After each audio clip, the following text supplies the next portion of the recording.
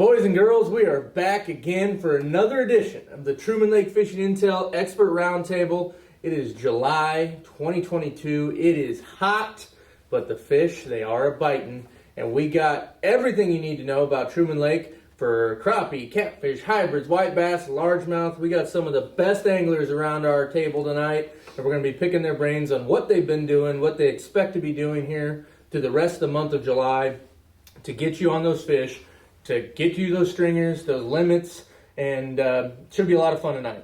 Before we get started, I want to thank Nini's Italian Steakhouse and Catering. As we do every single time, they provide dinner and help sponsor these videos. They had some great lasagna tonight, breadsticks, salad. They're located down in Warsaw, Missouri. They have a great menu. She's always updating her menu. They do a ton of great catering. If you are a member of Truman Lake Fishing Intel, they still offer a free appetizer when you go in there, and if you show them your membership to Truman Lake Fishing Intel, you can get a free appetizer when you go in and sit down and eat. So be sure to remember that. It's a great benefit for being a member. Also want to thank Anglersport Marine for helping to make these videos possible as well. Located between Clinton and Warsaw, Missouri, they have your Phoenix, Low, and Camus boat lines to choose from. They have a great sales department and will take you through every step of the process and make sure that you are ready to go. When you drive off that lot, you can go straight to the water and get that boat in the water and start fishing or boating or whatever you want to do. So be sure to check them out, anglersportmarine.com. We really appreciate them for helping to make these possible. With that, we are in the heat of July, and it is, it's approaching 100-degree days. It's really hot and humid. We had a nice Saturday this past weekend that wasn't too bad. Hunter and Darren were fishing a crappie tournament, I believe, that day. They don't really look forward to talking about it tonight, but we are going to be asking them. But we're going to start talking crappie fishing. I do want to actually introduce everybody for those that are seeing this. Hunter Bowling here, over on my right, from Richard Bowling's Guide Service, and Darren Langford, who has won many bass tournaments and crappie tournaments. Hunter and Darren fish together a lot in those crappie tournaments. David Ryan, to my left, from Dave's Custom Baits. He makes these really awesome custom balsa square bills, which you can get at Shields now up in Overland Park as well, so we'll talk about that. Jeff Falkenberry, Endless Season Guide Service, and Jordan Lear, Angler's Edge Guide Service. So these are our experts that we have tonight that we're going to be talking about all these fish and what they're doing, how to catch them, and load the live wells. Crappie summertime fishing is hard to beat here on Truman Lake. Jeff, you've had some really great examples of that this last week. Tell me a little bit about that, what you've been doing, and you really haven't had to go far or fish very long to find them. No, the old adage is the hotter the better on Truman Lake, when it comes to fishing. But we had the right recipe where the lake was got up to like 7:16, 7:17, and then they started drawing water real hard. We were short on rain there for a while, and so they started running water out of the dam, and right about the time that the weather started to heat up. So puts current in the lake, those fish will get on every piece of standing structure on any primary or secondary point on the lake, and they will stack up, and that current will set those fish up, and you can just whack them. I had trips, I had people out, I don't necessarily try to go get done as fast as I can get done, but I had trips out where I'd take 2 customers out. One particular day we fished 3 trees. We had 40. We had their 30, and I caught my 15 in 1 hour on 3 stick-ups. Wow! And literally had the boat on spot lock, and we could reach all 3 of those trees. There's on the active target, you could see there's just hundreds and hundreds of crappie. And I told those guys just to stay in the top third. The crappie were 7 feet deep. We were in 21 feet of water, and they were from 10 foot down to 17, 18 feet down. And I'd tell those guys when they dropped that bait down to stay in the top third of those fish. And you either lost your minnow, missed a fish, or caught a fish every drop. Yeah. And it's been like that for a while. And there's no better time. Today I had 4 kids out, and we just smashed them. We went through so many minnows and flung fish over the side of the boat and hit people with fish. I'm stuck in the legs and the feet and everything from spines, fish flying in. But it's perfect bite for that kid's situation.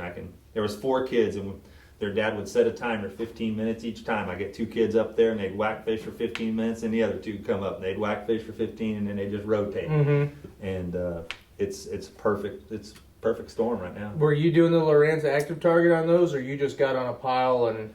No, we just I go into an area. There's not a lot of water running now. It's kind of on off water, so those fish are moving around quite a bit, and you may pull into an area and there'd be a good amount of fish on one tree and then nothing on 3, and then a good amount of fish again. And so we just pull into an area and scan the ones we want to hit. Like, nope. Yep, everybody drop in, boom, boom, boom. We catch them till they wise up and then go to scanning again. Yeah. Now, when you say stick-ups, because the name of the game in the summertime here around Truman is always, standing pole timber a lot of times, brush piles if you're down on the lower end. I mean, what is a stick-up? Is that legitimately just one little stick, or is that a hedge tree? Is that what's... It's anything. It's single pole timber, a lot of single pole timber. Okay. The cedars are good right now. You can catch a lot of fish out of a cedar tree. I don't take too many little kids into fishing with cedars much, but just standing pole timber. And really, it's the structure you can't see. With this technology now, the standing timber that you can see, normally everybody's fished. You know what I mean? There's been a pontoon tied to it or whatever, especially as it gets later in the morning. If I run down in some of those areas, lower lake to G10 and T6 and T8 in those areas, if there's a standing tree down there that's in a good area on a point that's held fish, there's been somebody tied to it if it's late in the morning. So it's usually the stuff that you can't see. But right now, that area between Long Shoal and the dam, all those trees out on that main lake right there, they've been loaded. And I've been catching those fish for weeks now. And I ran down there this morning, and that tree row was only about 100 yards long. There was 3 boats tied up and 2 other boats fishing. And there's about, maybe 17 trees on that little fence line. And I couldn't even get in there. I was like, we just turned around and went back up the lake. Yeah. Wow. So, you don't have to run far. And you're using minnows. You're not using jigs. Right. Have you noticed, so minnows are doing really well. Have you heard anything on a jig bite? Is it still as good? Were you guys fishing a jig over the weekend?